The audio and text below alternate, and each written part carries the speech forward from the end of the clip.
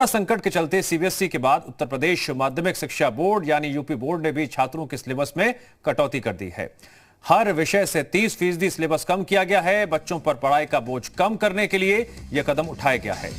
लेकिन कांग्रेस का टॉपिक हटाने से राजनीति भी शुरू हो गई है। दरअसल 12वीं के नागरिक शास्त्र के कोर्स से स्वतंत्र भारत में राजनीति के चैप्टर के तहत अध्याय 5 से एक दल के प्रभुत्व का दौर टॉपिक को काट दिया गया है।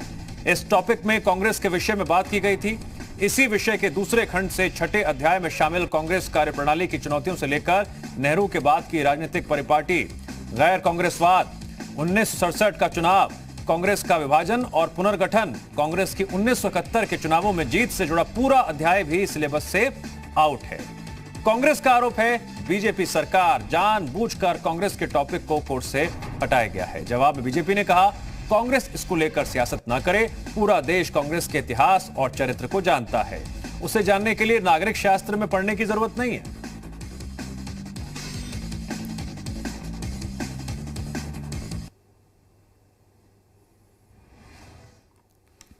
भारतीय जनता पार्टी की सरकार किसी पाठ्यक्रम में कांग्रेस को हटा सकती है, अपने झूठे शब्दों को, अपनी झूठी चीजों को जुड़वा सकती है, लेकिन हिंदुस्तान की आवाम, उत्तर प्रदेश की आवाम में कांग्रेस दिल में व्याप्त है।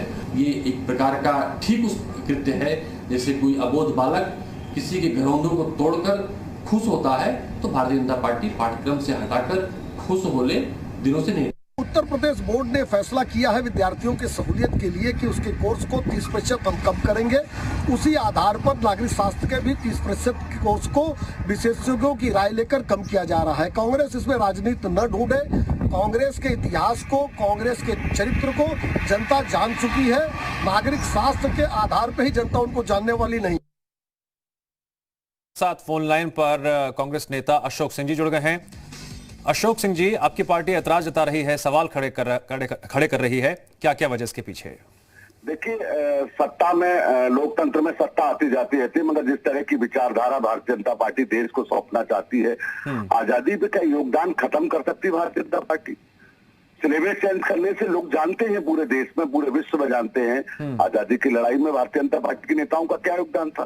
सवाल इस बात का है कि देश में चुनी हुई सरकार जब इस तरह का काम करती है, लोकतंत्र है, सरकारें आए और जाएंगी। हमने लंबे समय तक देश में राज किया, मगर हमने कभी इस तरह की चीजें नहीं की। हमने अटल बिहारी वाजपेयी जी का भी सम्मान कर दिया। अशोक जी, इस बात को ऐसे क्यों रखा जा रहा है कि जैसे कि सिलेबस से नहीं, इतिहास के पन्नों से ये बातें निकल गई हों?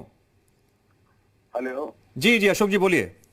नहीं, देखिए, मैंने कहा ना कि लोकतंत्र में जिस तरह की विचारधारा भारतीय जनता पार्टी सौंपना चाहती है, जिन मुद्दों पर जनमत उत्तर प्रदेश की जनता ने दिया है, देश की जनता ने दिया, उन मुद्दों पर काम हो रहा है। ध्यान भटकाने की साजिश है। कांग्रेस एक विचारधारा है। कांग्रेस ने लोकतंत्र की आजादी के लिए कितना सब कुछ किया, देश जानता है। त्याग और बलिदान से, गांधी कहने के लिए बारूद झेलना पड़ता है, इनके कहने से या सिलेबस चेंज करने से विचारधारा नहीं मिटेगी। नहीं, सिलेबस चेंज नहीं हुआ है, सॉरी, सिलेबस चेंज नहीं हुआ है, सिलेबस में कटौती की गई है।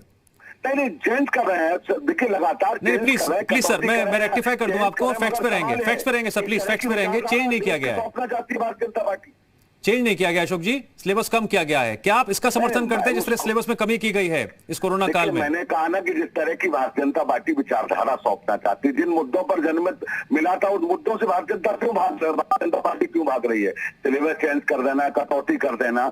बताए ना कि देश की आजादी में भारतीय जनता पार्टी के नेताओं का क्या योगदान था, बताना चाहिए देश के सामने। मगर चूंकि लोकतंत्र है, लोकतंत्र का सम्मान होना चाहिए और विचारधारा को लेकर सत्ता में हार जीत लगी रहती है। हमने लंबे समय तक काम किया, मगर इस तरह की विचारधारा ने हमने कभी देश के साथ सौंपी जो बात। अशोक जी, आप जो बोलना चाहते थे आपने बोल लिया, आपने बोला भी, मैंने सुना भी, लेकिन जो मैंने सवाल पूछा था उसका जवाब देने से आप क्यों चक रहे हैं, ये भी अपने आप में गंभीर बात है। अशोक जी, जी उत्तर प्रदेश उत्तराखंड से बातचीत करने के लिए आपका शुक्रिया।